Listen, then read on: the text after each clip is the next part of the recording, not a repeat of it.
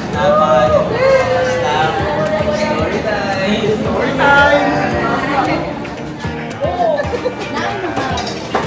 Siguraduhin mo yan, no? Batang yan. Ang sarap. Ang ganda.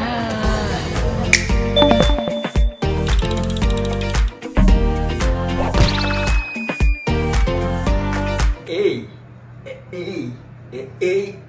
Hey! Hi guys! Hi guys! Hi guys! Hi guys! Welcome to another vlog! Ako nga pala si Buji at mahilig ako mag-story time. Hindi nyo pa ako pina-follow follow nyo na ako. Welcome to this side of the world! Andito ako ngayon sa... Hulaan nyo kung nasan ako. Pero nakita nyo naman sa title. Ako ay nasa Cebu City.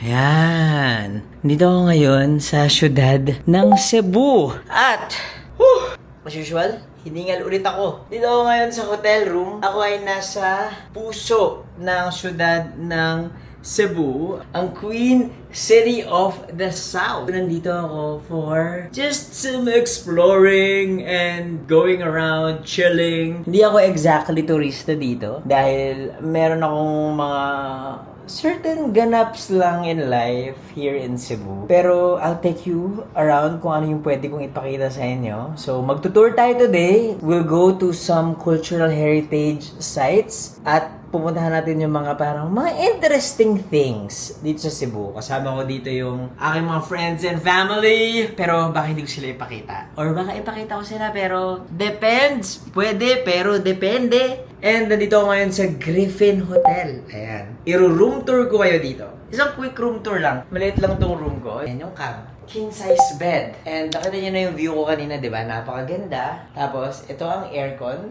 It's an air-conditioned room. At merong malaking salamin dito. Malapit sa pintuan. Ito ang toilet. Ayan, may salamin dito. Tapos, ay may bidet. Pero kakaibang bidet niya. Oh, may shampoo, may body wash, merong hot water, and may television, merong safe, dito yung mga gamit ko nakalagay, merong desk, pwede kang mag-work dyan, merong coffee, pwede kang magtimpla, well, walang coffee, pero merong mga baso, pwede kang magtimpla, may tasa, meron ding lalagyan ng yung mga damit. It's just a simple room, pero very comfortable naman. Meron ding breakfast buffet sa baba. Wala lang silang restaurant. So anyway, we'll go on a tour today. Excited na ako dyan. By the way, kung mag-book kayo ng hotel, go to Klook. Doon kayo mag-book at gumamit kayo ng discount code na Buji Baviera Klook para maka-discount kayo. Okay? It's time to explore the city. Let's go. Okay guys, good morning. Nandito tayo ngayon sa Rizal Memorial Library. Ba't biglang may sumasayaw? Sobrang random. Biglang may sumasayaw. Nakagulat naman, may sumasayaw bigla. Okay, anyway, nandito nga tayo sa library.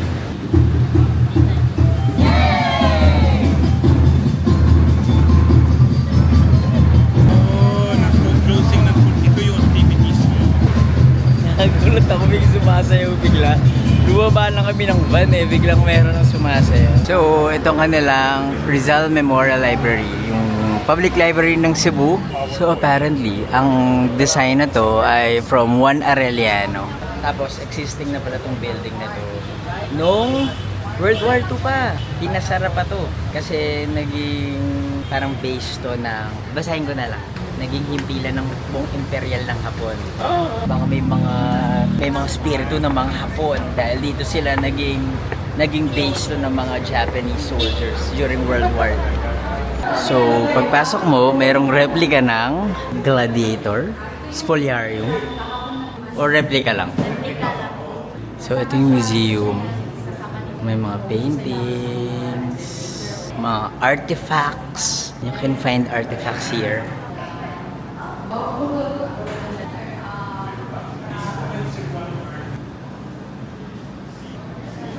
Nandito tayo ngayon sa Heritage of Cebu Monument sa Barangay Parian dito sa Cebu City.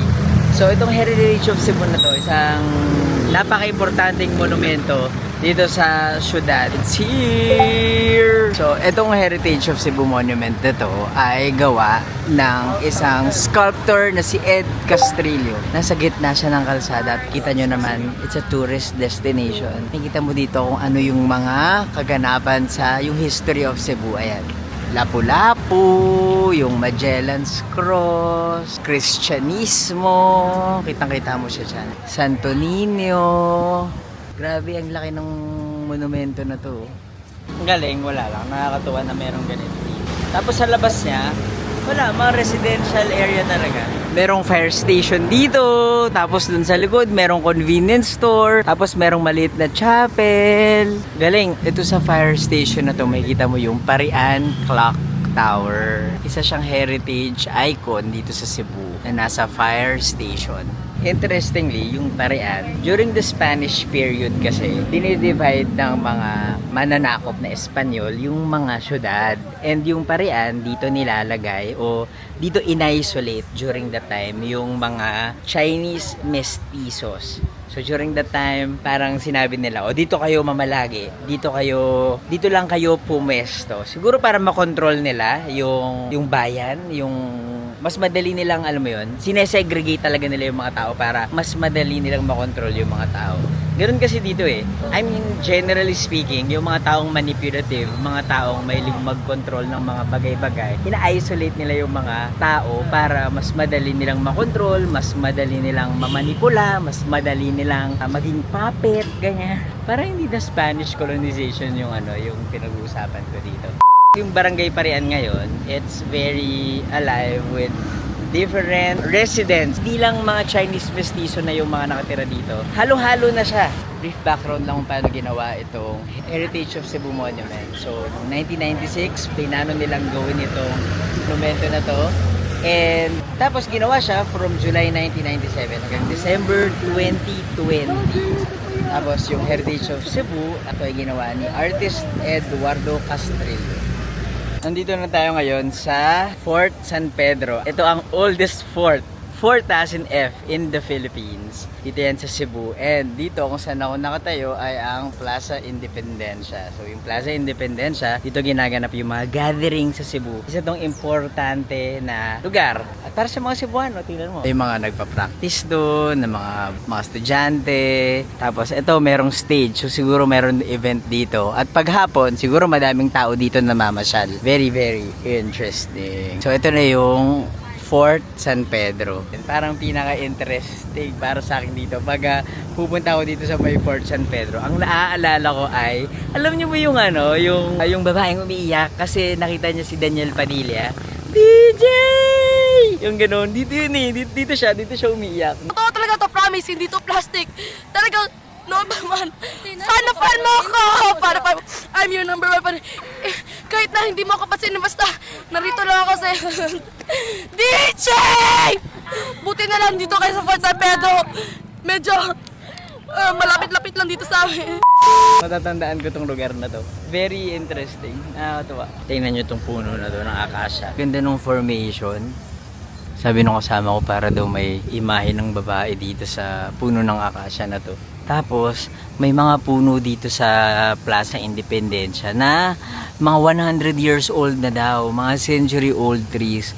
Hindi pa nila na-determine kung aling mga puno dito ang 100 years old na or more. Pero definitely, madami ditong mga punong century old na at poprotektahan ng gobyerno. Sana maprotektahan ng gobyerno kasi importante na magkaroon ng proteksyon mga puno. Ano may nagsasabi ko?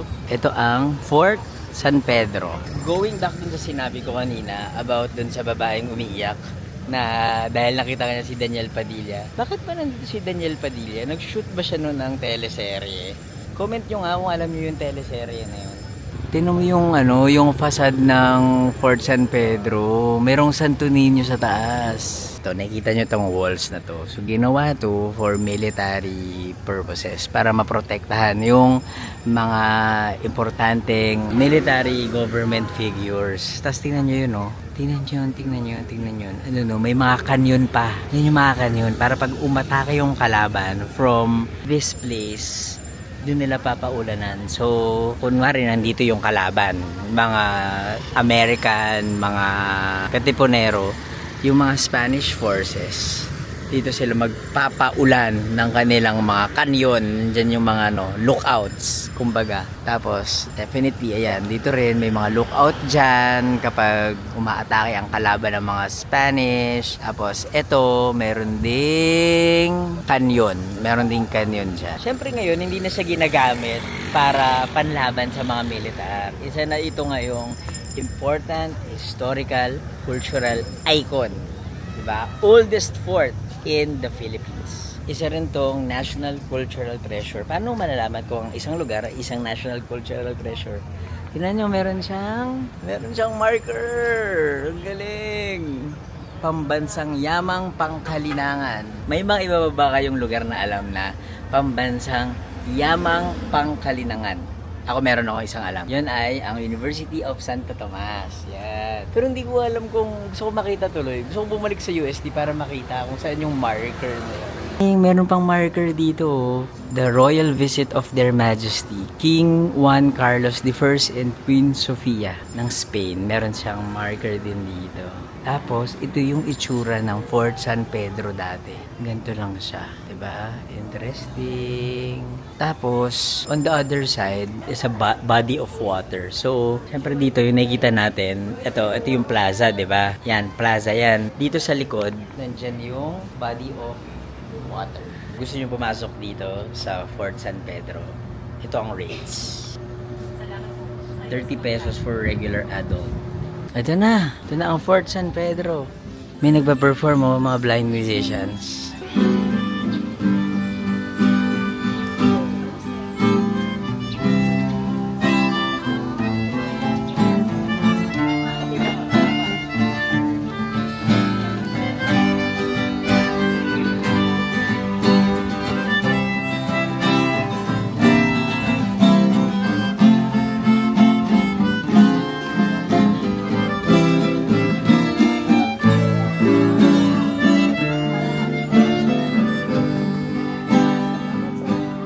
May mga souvenir items din dito. Tapos tingnan niyo yung nakita ko. Wild! Ito kaya to? Ouch! Ouch! Ouch! Ouch! Ouch! Ouch! Ouch! Ouch! Ouch! OA. Ito na yung souvenir items nila. Tapos meron din dito ang refreshment. Pwede kayong magkape, pwede kayong mag-fresh shake, fresh juice. Lemonade, halo-halo. And we are here sa Basilica de Santo Niño de Cebu. And isa to sa mga important na cultural icons dito sa Cebu. Nandito rin located ang Magellan's Cross at sa tapat noon ang City Hall ng Cebu City. Let's go and explore. By the way, noong 2013, nagkaroon ng earthquake dito sa Cebu. Well, sa Visayas in general. And isa sa mga naapektuhan ng paglindol na yon ay yung Fort San Pedro na pinuntahan natin kanina at itong Basilica de Santo Niño de Cebu. And nirestore yung mga na-destroy na mga areas and thankfully na-preserve pa yung mga historical icons na to. Ang dami nangyayari. Uy, ano to? May pag-uong. Ito maganda Yay! Penge. Pwede pong ito, mango. Sabayan. Yes po, isa po. Kasi hindi ko alam kung... Tapio ka! Hi, vlog! Kanta naman kayo. Kanta kayo. 1, 2, 3, and buksan mo. Papasukin ako. Bulaklak. Sobrang random. Okay, let's eat, di ba? Nakapag pa tayo. Mga taga-Bohol pala yung mga pinasayaw natin. Nakakatawa. Lakas ng trip no? Ang sarap. Ang tamis. Ito na yung Magellan's Cross. Very iconic Magellan's Cross. Dito nangyari yung unang binyagan sa Pilipinas. So, isa sa mga unang bininyagan dito ay si King Humabon, yung asawa niya, yung Reyna, at yung kanyang anak. At ang nagbinyag sa kanila ay si Father Pedro Valderrama.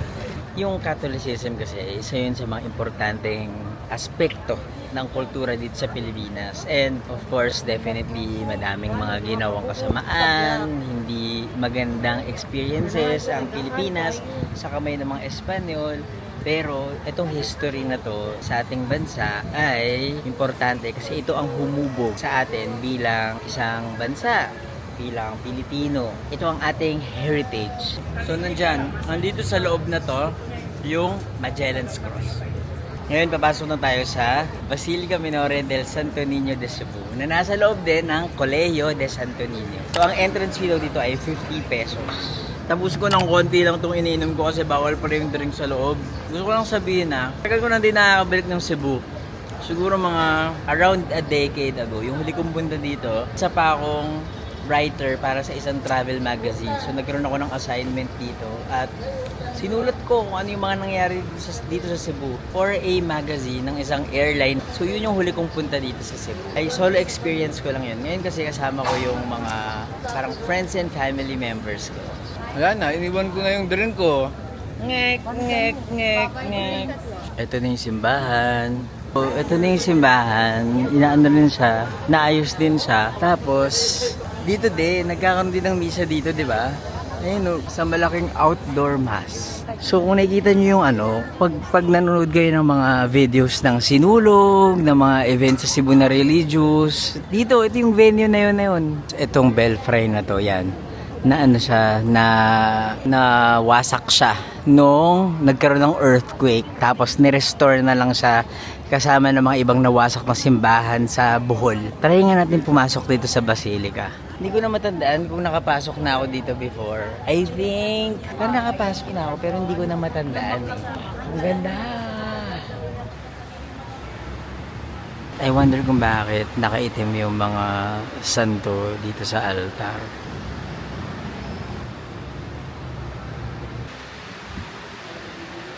Mga relic nandito.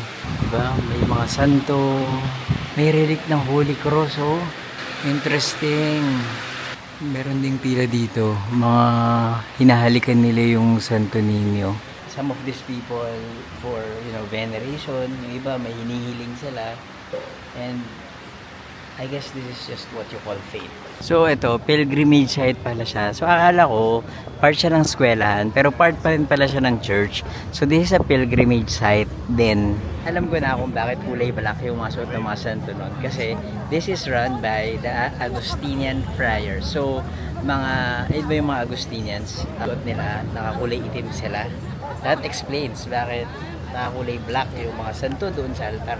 Ito kami ngayon sa Barangay Pasil at magla-lunch na kami. Dadalhin kami. Parang dinala kami sa isang local delicacy place. Parang ang saya. Hindi siya, dito talaga kumakain yung mga locals. Ang saya. Ay, ito, nagluluto sila. Umuulan habang Ismen Carinderia. Michelin recommended siya. Ang galing. Hindi ko na pala si Jessica so pumunta. Tsaka si Cara David. Tawag sa isda na to ay rumpi at ang iba-ibang isda. So ito ang larang. Anong isda po to? Tagutungan. Tagutungan. Ito? Rumpi. Rumpi. Nag-serve din sila dito ng mais rice. Gawa sa corn. So yung larang, for lunch lang siya. Kapag gabi, ang siniserve dito sa Esmen Carinderia ay mga grilled dishes na. Pwede ba kayo mag-hello sa vlog ko lang? Sige. Hello! Hello! Welcome to Cebu! Salamat po. Ate si... Siya yung nagluluto. Ay, kabaho mo. Ang cute niya. Taste test. Siguraduhin mo yan, no? Batang lad. Ang sarap! Ang sarap. Parang may ginger taste na lemongrass. Oo. Lemongrass, ginger taste. Ayan, si Ma'am Pina. Ang sarap. Magkano isang bowl na ganito? 130 isa. Tapos yung kanin? 50 plus 130. 180 pesos. Gusto ko talaga i-try kung ano yung lasa ng mais rice. Let's try it. Mais rice. Para sa puto na hindi matamis. Tapos medyo mas magaspang siya ng konti kaysa puto. Parang naghihiwalay-hiwalay siya. Mas malambot yung kanin na ordinary. Yung mais na rice, parang siyang puto. Medyo magaspang yung ano niya. Tapos ano siya, pag nasa bibig mo, naghihiwalay-hiwalay siya. Salamat. Masarap. Parang if you're going here, kailangan pumunta kayo ng medyo maaga or after lunch kasi ang dami talagang tao. Siguro mga 11 or 1 p.m. pumunta kayo. Tapos umuulan. So medyo may baha situation kami dito. Tingnan mo, dami pa rin tao. Kahit na after lunch na, madami pa rin tao. Yan yung karinderya na Esmen sa Barangay Pasil, Cebu City. So, nandito ako ngayon sa Ayala Center, Cebu. Nag-angkas lang ako. Nagpalit na rin ako ng damit. Same color lang. Mimit ko yung friend ko na si Carla. Hindi ko alam kung napanood niyo yung vlog ko na pumunta ako sa Luneta Art Fair. Mimit ko siya kasi dito na siya based sa Cebu for the meantime. Very quick lang. So, mimit ko lang siya. Ayala Center, Cebu. Ang ganda oh. May malaking playground dito. Tapos, I'm just guessing na parehas lang to sa mga mall na meron sa Maynila. Shucks, ang interesting. Yung loob ng Ayala Center, parehas lang siya sa Metro Manila. To be honest. Pero ang ganda, meron silang malaking outdoor. Tapos parang may nag-run club dito, nagja-jogging. Tignan nyo. Warm up sila. Ngayon pa lang sila magsisimulang mag-jogging. Tapos, ganda oh.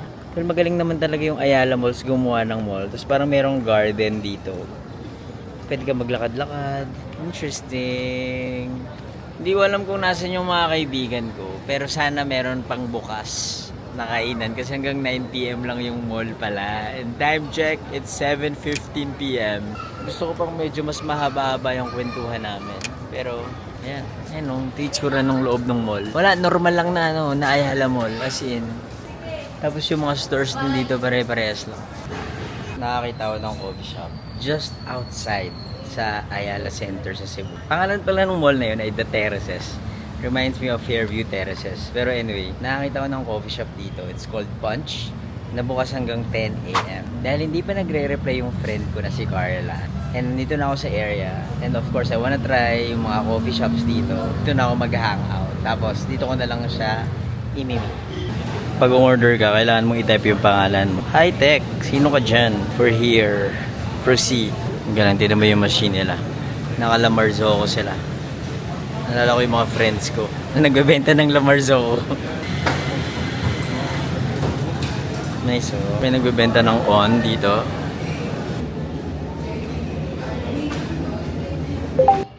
Hey guys, nandito kami ngayon sa Nemo. Nasa Lapu-Lapu City na ako. Hindi na ako naka-update. Nag-dinner kami ng friend ko. Eto, nandito na ako ngayon sa Lapu-Lapu City. And we are having lunch here. May bago akong set of friends na kasama dito ngayon. So,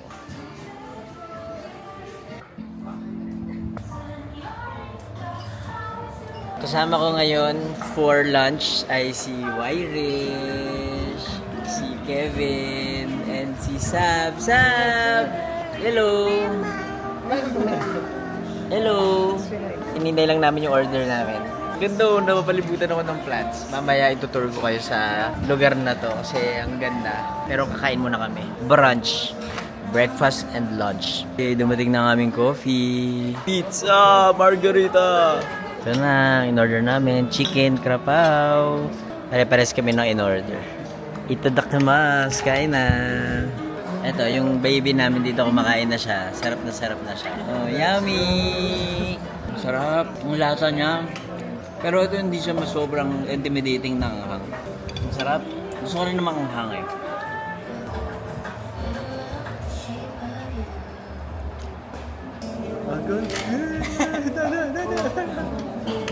Okay, i-explore pa natin tong Nemo kasi mukhang maganda yung space niya, diba? Ang daming plants.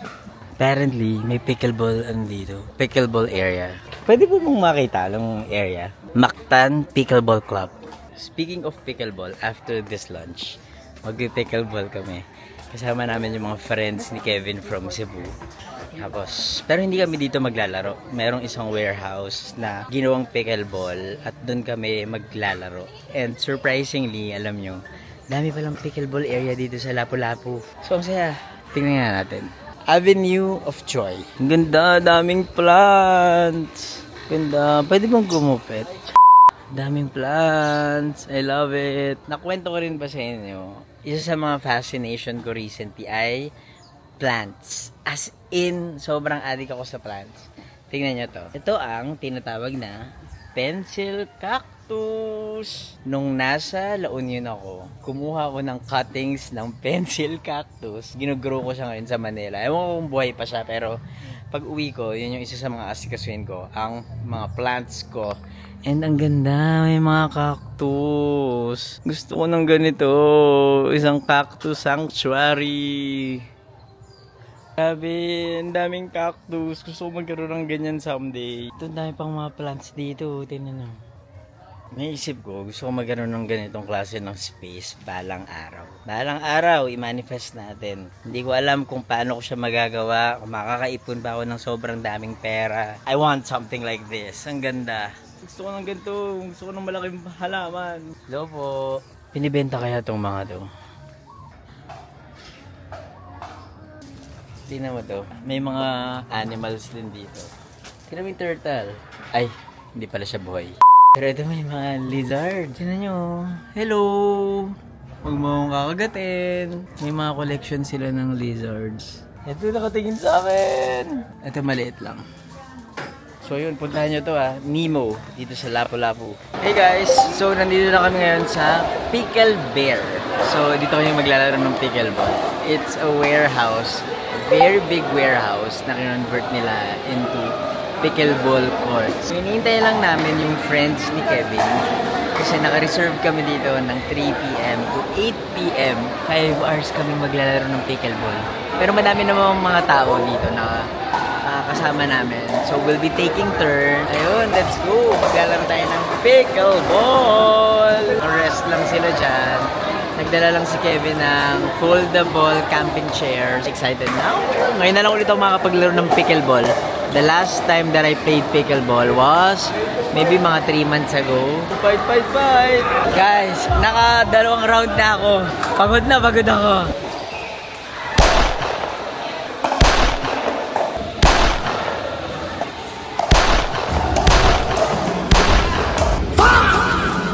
Ito yung partner in crime mo dito si Kevin. Kevin, kamusta ang buhay-buhay? Okay naman. Siya yung nambudol sa akin dito.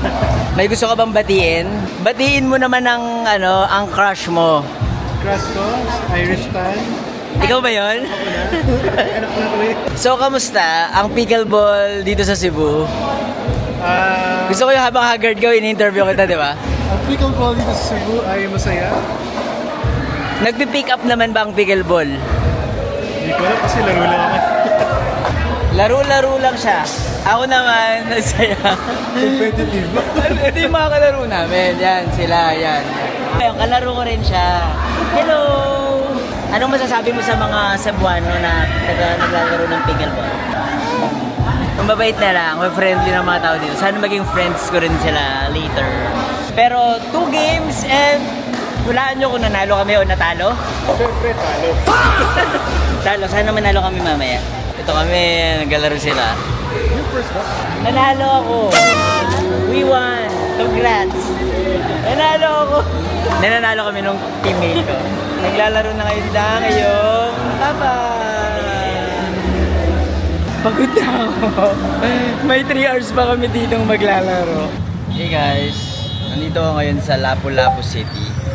Isa siyang city na katabi lang ng Cebu City. Dahil matagal na ako nagsistay dito, hindi lang ako nag-update. Kasi sobrang, hindi ko alam, dami kong pinagdadaanan lately. Pero, siguro mga ilang araw na ako dito sa Cebu. And today is my last day. Lumipat na din ako ng hotel from Griffin. Dito ako nagsistay sa Appleton Hotel. Nag-check out na ako. Pero mamayang gabi pa yung flight ko. So, come spend with me my last day in Cebu. Basta bahala na. So anyway, nandito ako ngayon sa The Outlet at Mestu Estate sa Tamiya. Nandito ang terminal para makarating tayo ng Cebu City from Mactan. pwede naman ako mag-angkas, pwede ako mag-grab, pero mas gusto ko kasi na ano eh, parang mas interested ako na nagpa-public transport. So ito yung terminal nila, tingnan nyo. So sasakay tayo sa isa sa mga electric jeepneys na yan, electric buses. Hanap lang tayo ng bus papunta sa SM. Yun lang yung alam ko eh, mag-SM tayo. From SM, we'll find our way. Ang goal ko lang naman today ay bumili ng dried goods para sa aking nanay at sana makakain tayo ng Cebu lechon. It takes around 45 minutes from Lapu-Lapu City papunta sa Cebu. Andito ako ngayon sa Tamiya. Tamiya pala yung pangalan ng terminal na to. So ayun na, namamalekta na sila ng pamasahe. Pero punuan, parang hindi ko bet tumayo.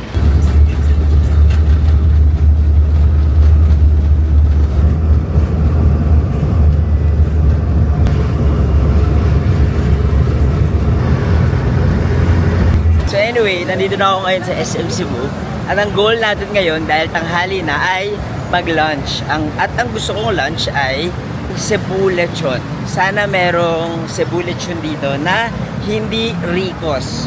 Hindi dahil sa ayoko yung Ricos, but gusto ko yung something na sana hindi ko nakikita sa Maynila. Yung Ricos kasi napakadami na nun sa Manila.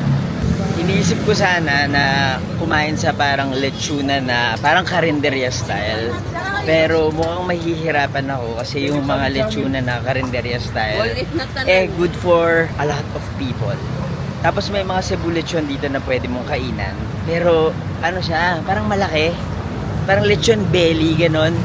Hindi ko naman mauubos yun. Tapos mahihirapan pa akong dalhin sa Maynila. So, sana makakita tayo dito ng good for one. Tapos dahil mainit dito, mag-aircon na rin tayo sa mall.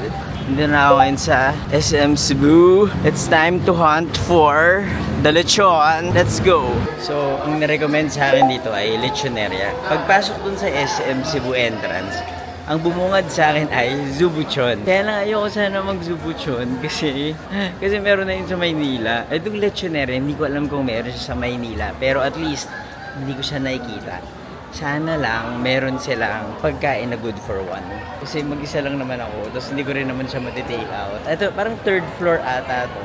Itong floor na to, ang daming hindi pa open na stores. Bakit kaya? May bagong bukas na SM dito sa Cebu. SM Seaside. And yung SM Seaside ay doon nag-concert ang Bini. Hindi ko sila naabutan. Wala akong ticket. Pero nevertheless, sorry hindi ko lang kayo na-update dito sa Cebu trip ko. Kasi ngayon nga, medyo I feel, hindi ako super confident 100%. Tapos parang, medyo lang ako.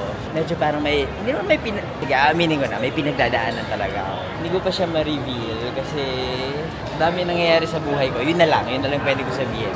Kaya hindi ako makafocus talaga sa ginagawa ko. Ilang araw na ako dito sa Cebu, pero hindi pa din talaga ako nakakapag-vlog. Ito na, lechoneria.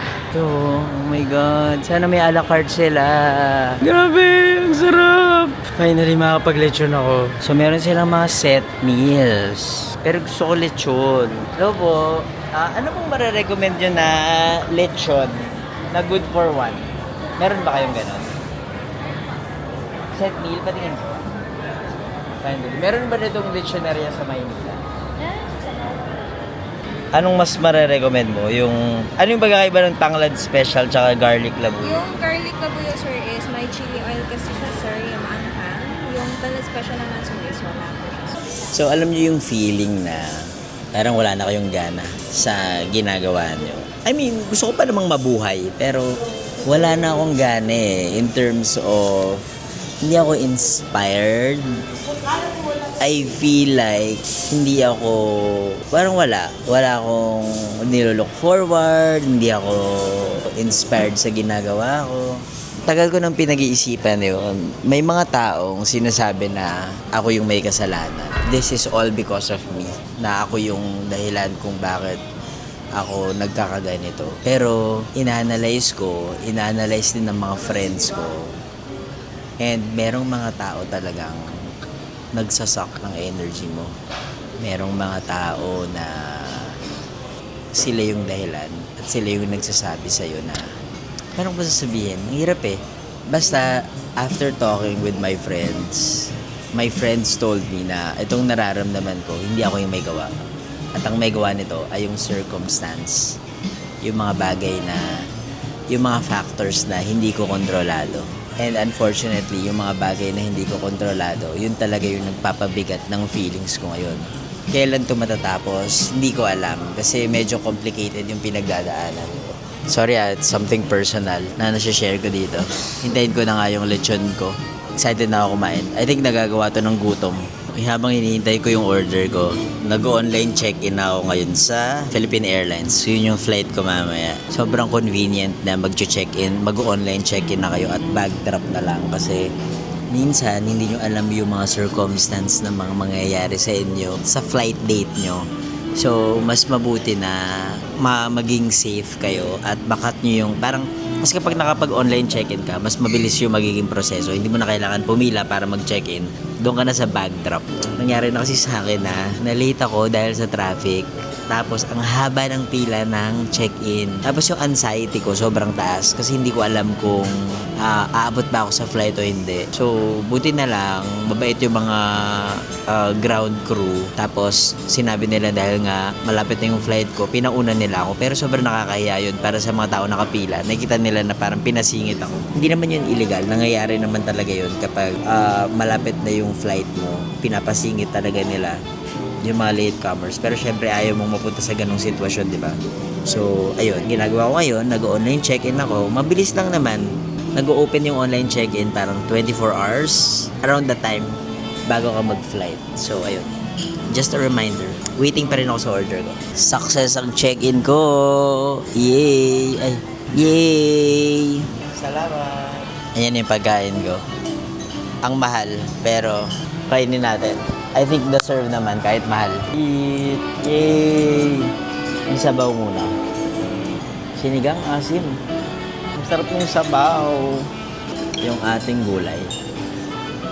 Taste test the gulay.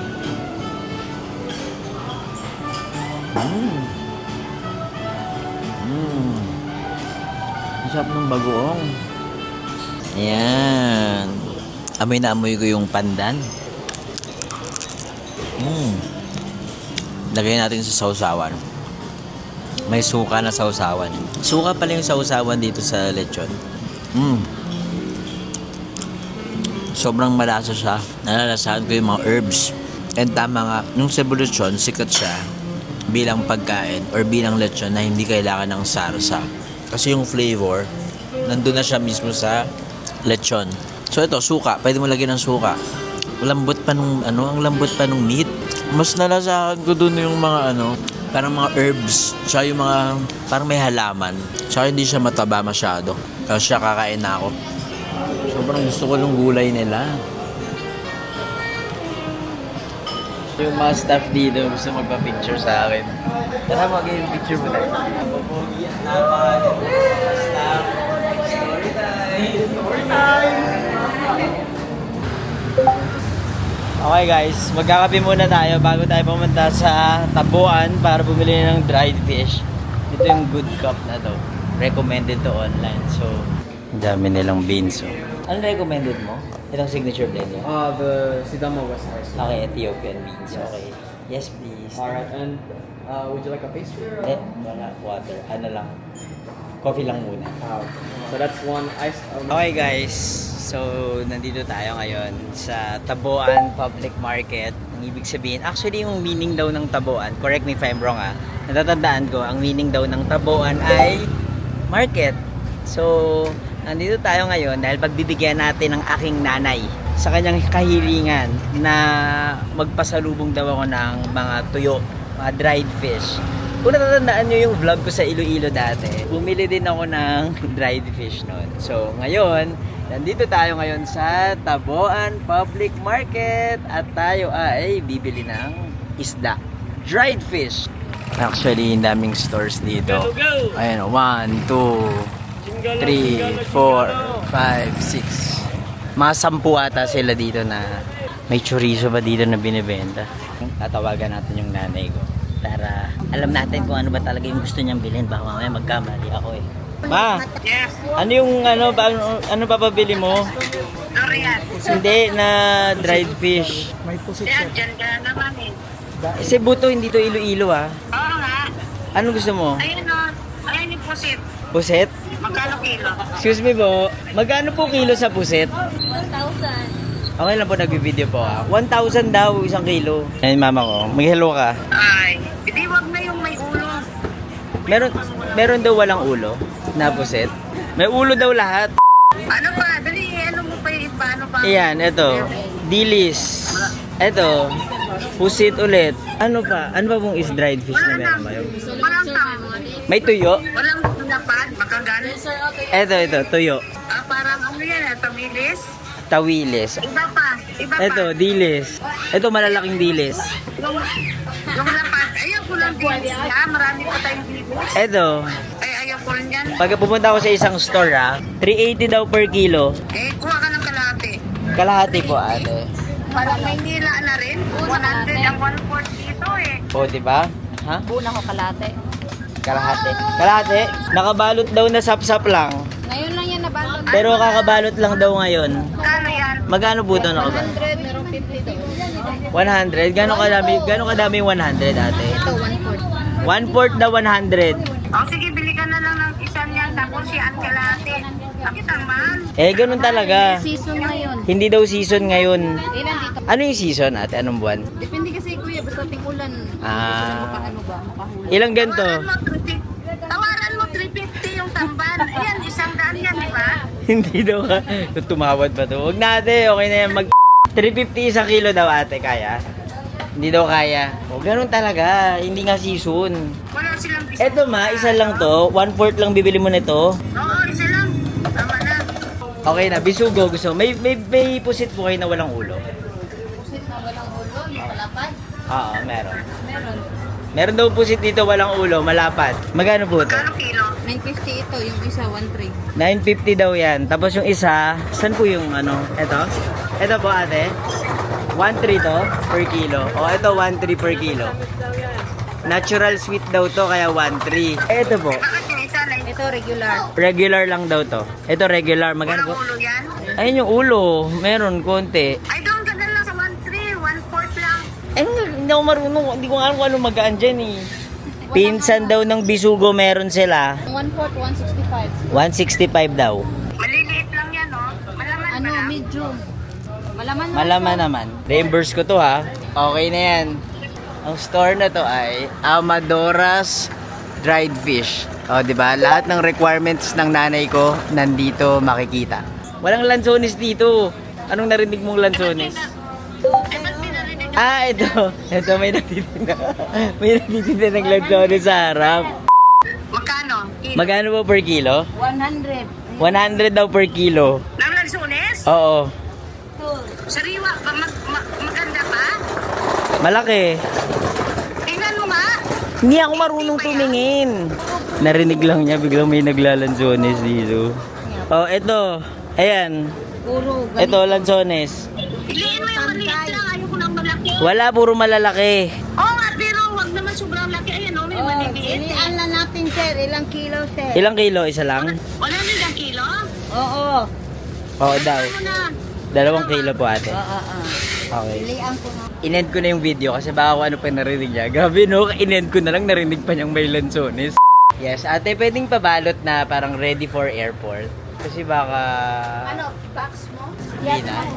Selyado na, oh. Dito selyado na. Walang extra bayad yun, ate. Yun, no. Walang extra bayad. Tindahan ni Ate Twinkle. Kompleto sila. Diba? Nahuli niya yung mga gusto ng nanay ko. Magkano po total ako? 780 po. 780 pesos. Ang sapsap, 100 pesos. Yung tuyo nyo, 190 kalahating kilo. Tsaka yung katambak, tsaka yung pusit, 1/4. Ito na yung reference para lang alam nyo na. Yan, dito lang kayo pumunta sa Amadora. Amadora. Amadora Dora the Explorer. Taga Iloilo. Uy, taga Iloilo. Alam yung mga taga Iloilo. Ilonggo ka? Ilonggo, Carayan. Aklanon. Carayan. Ang nanay ko, may, nasa Iloilo. Nabubilin kami ng bread. Okay guys, I got the goods. 2 kilo ng lansones. Tapos, eto, mga isda. Dried goods. Dried seafood. Good luck sa aking bagahe. Pero, madami-dami naman yung nakuha kong baggage. So, fight. Mag-aangkas na ako mula dito sa Cebu City. Papunta sa Lapu-Lapu. Kukunin natin ang ating mga kagamitan. Tapos, we're off to the airport. Are you ready? Because I'm ready. Let's do this. For the duration of this flight. Babalik na ako ng Maynila. Nandito na ako sa aeroplano. At meron akong gagawin. Ano ko ba sasabihin to? So dapat magde-dinner na ako sa labas. Kaya lang, sinabihan ako nung ground crew na mag-take out na lang daw ako. Kasi pwede daw kumain sa airport at magbo-boarding na. Nag-early boarding kasi sila ngayon. So, buti na lang. Medyo napaaga-aga ako pagpunta dito. Take out ako ng Jollibee. I mean, hindi ko naisip na makakamoy siya or what. Pero kasi pwede naman daw kumain dito sa loob ng airline. And to be fair, ang binili ko ay Chicken Joy at spaghetti. So hindi naman siya parang yung burger na sobrang maamoy. So ayun. Gutom na ako kasi dami ko pang ganap. So pagka uwi ko ng bahay, mag-empake ako kasi meron pa akong isa pang trip na gagawin. So ayun, gets niya ba? So wala na akong time para kumain. So ito lang yung time ko para kumain. And ayoko naman na walang kain. Ayoko rin naman kumain ng late kasi maaga yung call time ko bukas. Ayoko kasing kumakain ng sobrang busog. Tapos matutulog ako. So yun. Sana makakain ako ng matiwasay. Bihirang moment, bumili ako ng iced tea. Kasi walang tubig. Good luck sa akin.